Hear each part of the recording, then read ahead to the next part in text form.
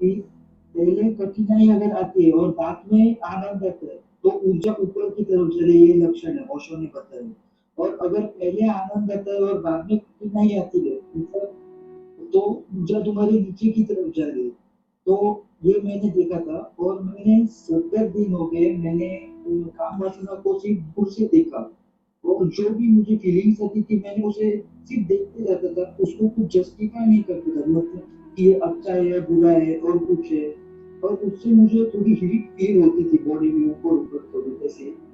और मुझे अच्छा लगता था, और मुझे जो काम वासना 100% करती थी, अब मुझे सिर्फ 10% परिणाम आ रहा है। मतलब वो मुझे कुछ अभी फील नहीं हो रहा है ज्यादा, लेकिन एनर्जी मुझे फिर भी नीचे ही है, ऐसा फील होता है, मतलब पूरी ऊपर तक नहीं जा रही है, ऐसा लग रहा है, या कुछ अनुभव नहीं हो रहा है ऐसा। स्टार्टिंग स्टार्टिंग में होता था, लेकिन अब कुछ अनुभव नहीं होता। तो इसके लिए क्या कर, मतलब क्या विधि वगैरह ऐसा कुछ?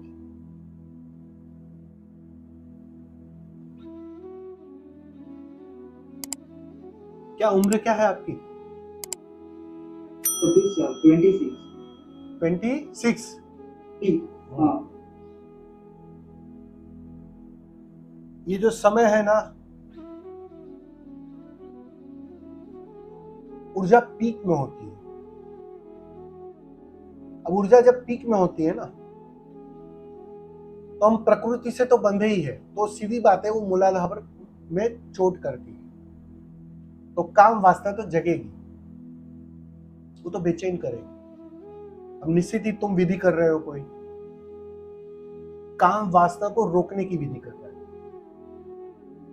ये रोकने की नहीं, सिर्फ देखने की उसको। लेकिन भाव तो वही है ना आखिर में। मनसा क्या है आपकी? देखने के अगर माध्यम से भी रोक लूं मैं उसे, क्योंकि कहा है ओशो ने कि ऊर्जा है, उसको व्यय मत करो। अगर वो ऊर्जा काम वासना में ही व्यय हो गई, तो ऊपर कैसे लेके जाओगे? किस ऊर्जा को लेके जाओगे? तुम बैंक करप्ट हो गए। इसलिए तो कहा है कि जब तुम यंग होते हो, तुम युवा होते हो, तब ठीक से साधना कर लो। जो कथन है उसका तात्पर्य यही है कि जब तुम्हारे पास ऊर्जा है, जब तुम्हारे पास पेट्रोल है, तो ठीक से यात्रा करो।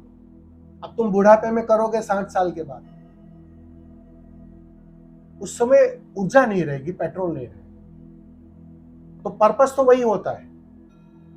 मैं ठीक कह रहा हूं? समझ रहे ना? अब सुना है, क्योंकि वो आपको स्टोर करना है, बचाना है, ऊर्जा को बचाना। अब देखो, इसमें जटिलता है थोड़ी, समझने जैसा है। निश्चित ही जब ऊर्जा तुम कहीं और खर्च नहीं कर रहे हो, तो सीधी सी बात है, वो ऊर्जा कहीं और जाएगी। ये बात तो सुनिश्चित, उसमें कोई दो राय नहीं। लेकिन ये सारे तांत्रिक जो प्रयोग है, इसको तांत्रिक प्रयोग बोले जाते हैं। उस तांत्रिक प्रयोग में जितने तुम इन्वॉल्व हो गए ना, जितने तांत्रिक के माध्यम को तांत्रिक के जो प्रयोग होते हैं ना, वो बहुत क्रांतिकारी होते हैं। लेकिन उसमें एक उलझन आती है। मेरा अपना ऐसा अनुभव है कि उसमें उलझन, मैं भी बिल्कुल आपके जैसा थोड़े थोड़े प्रयोग करता हूं, लेकिन उसमें एक उलझन आती है कि तांत्रिक प्रयोग में करते करते तुम उलझ जाते हो, तुम सहज नहीं हो पाते हो। असली बात सहजता में घटती है, जहां तुम कुछ नहीं करते। अब तुमने तांत्रिक प्रयोगों के माध्यम से ऊर्जा को तो ऊपर ले लिया, अपने नाभि को संकुचित कर लिया और ऊर्जा को ऊपर ले लिया। यही प्रयोग करते हो ना? हाँ। अब ये प्रयोग तो आप दोहराओगे बहुत बार, अच्छी बात है। लेकिन उसमें ये कि जो मैंने कहा कि उलझन ये होती है कि ये करते करते ये आदत भी बन जाती है करने की, तुम सहज नहीं हो पाते हो। अब जो ऊर्जा सहज ही जा सकती है सहस्त्रार में, वो जो देखना है और तुम्हारे तरफ से फोर्सफुली उसे ऊपर ले जाना है, वहां जाने अनजाने तुम इन्वॉल्व हो जाते, तुम प्रवेश कर जाते। हालांकि वो अनुभव देते हैं, सीधी सी बात है, लेकिन उसमें सहजता खो जाती। अब जैसे तुम कहते हो कि मेरी काम वासना 10% हो गई, ये कैसे आपने परखा? मतलब मुझे अभी फीलिंग्स नहीं आती है अब वैसे। नहीं, लेकिन किस आधार पर कह रहे हो तुम फीलिंग्स नहीं आती? मतलब पहले पहले वो बहुत आती थी अराउंड 1 मंथ तक, अब वो नहीं, आना नहीं, ही बंद हो गई। मैं वही बोल रहा हूँ। वो तो सामने कोई व्यवस्था नहीं होगी तो नहीं आएगी। वो तो किसी नग्न स्त्री के पास रहो और फिर कहो कि नहीं आ रही है, तब मैं मानू। ऐसा किया प्रयोग आपने? नहीं, तो वही तो बात है ना। गांधी जी पता है आपको, मरते मरते, मतलब बुढ़ापे में भी उनको काम वासना बहुत बेचैन करती थी, तो बाकायदा ये प्रयोग करते थे। वो नग्न स्त्रियों को अपने पास रखते थे, उसके साथ सोते थे और वो जांचते थे, परखते थे कि वास्तव में जो मैं सोच रहा हूं कि मेरी काम वासना चली गई, वो क्या गई है कि नहीं गई है। वो तो परखा जाता है ना। वो परिस्थिति जब होती है ना, तभी समझ में आती है वो बात। अब तुम उसके तरफ देखोगे ही नहीं, वो शुतुरमुर्ग जैसी हालत हो जाती है, छिपा दोगे अपने को, देखना ही बंद कर दोगे, तब तो किसको भी नहीं आएगी। अब रोज अच्छे अच्छे भजन गाओगे तो किसको काम वासना याद आएगी। लेकिन कोई प्रेमिका आ जाए आपकी सामने, कोई सुंदर स्त्री आ जाए, और उस वक्त भी वो बेचैनी ना, तब मान लेना कि वो वास्तव में 10% हो गई। उसके पहले मानना मत। मन जल्दी से जल्दी मानने को राजी हो जाएगा, क्योंकि मन चाहता है कि तुमने जो प्रयोग किया वो सफल हो गया, उसको वो स्वीकार करवाना चाहता है। समझ में आ रहा है ना मैं क्या कहना चाह रहा हूँ? हाँ, फिर भी एक लड़की से प्यार वगैरह भी हो रहा है मुझे, लेकिन ऐसा मतलब उसको मैं काम वासना के रूप से नहीं देखता नहीं, हूँ। अच्छी मतलब बात है, कैसे? अच्छी बात है। वो ऊर्जा प्रेम में परिवर्तित हो रही है, बहुत सुंदर बात है। मैं जो आपने प्रश्न पूछा उस संदर्भ में मैं बता रहा हूँ। अपने जो कहा ना कि ऐसा हुआ मेरे साथ, 10% हो गई, तो मैंने उसके अर्थों में कहा कि वो 10% हो गई, वो तुम तय नहीं कर सकते। वो तो समय तय करेगा, परिस्थिति। लोग कहते हैं मेरे पास बहुत से लोग आते कि स्वामी जी मेरा क्रोध चला गया, मैंने 2 साल क्या ध्यान किया, मेरा क्रोध चला गया।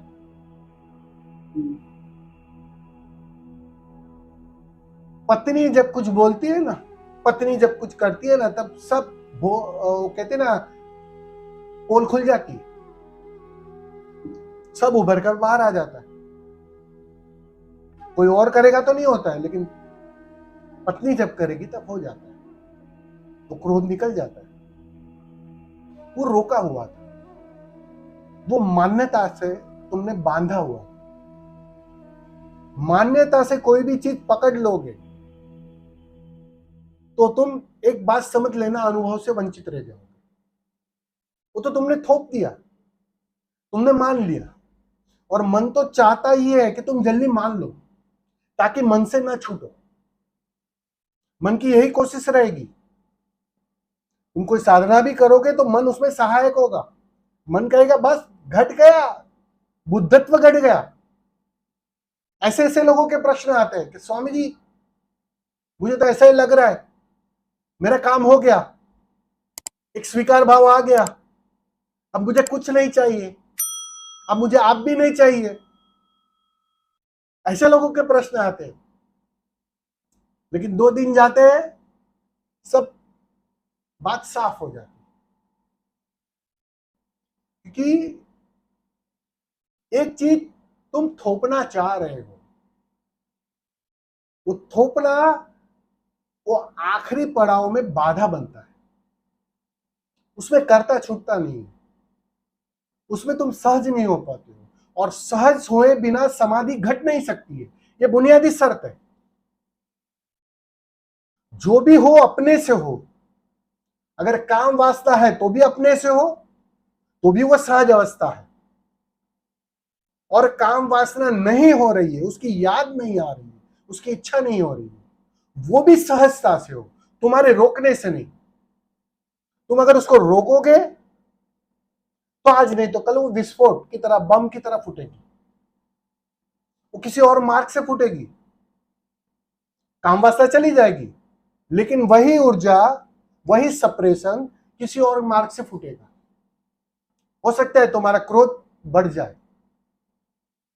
तुम्हारा चिड़चिड़ापन बढ़ जाए, हो सकता है कहीं और किसी और माध्यम से फूटे। सहजता, इस बात को, इस शब्द को ठीक से समझ लेना गौर से। जब तक सहजता नहीं उपलब्ध होगी तब तक कितने ही साल तुम साधना कर लो, सब व्यर्थ चली जाएगी। आखिर में तो सहजता को उपलब्ध होना ही पड़ेगा।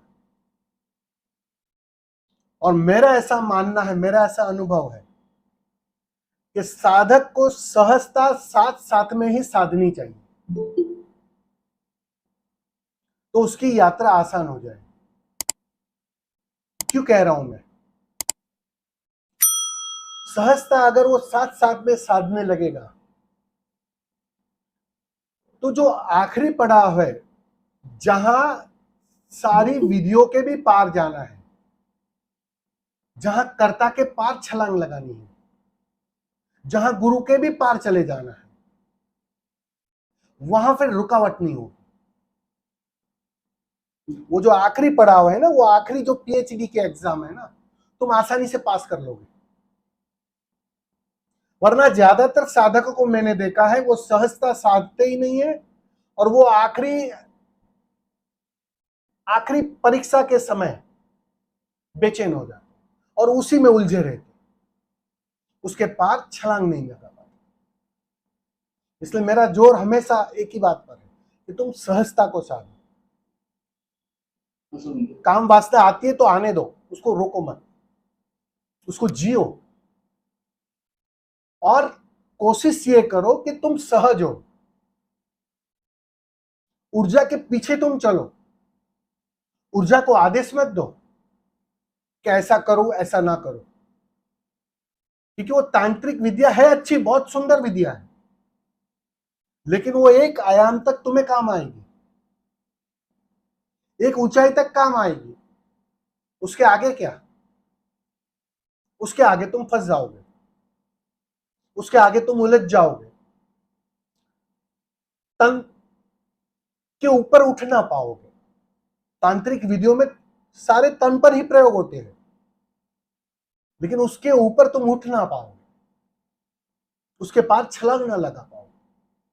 वो तो सहजता से ही होता है। तो चिंता करो सहजता घटाने की, तुम विधिया करते रहो ध्यान की, और सहज होते जाओ।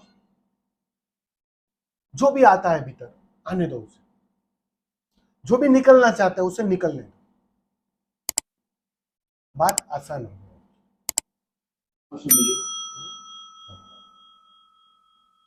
धन्यवाद। भगवान प्रणाम।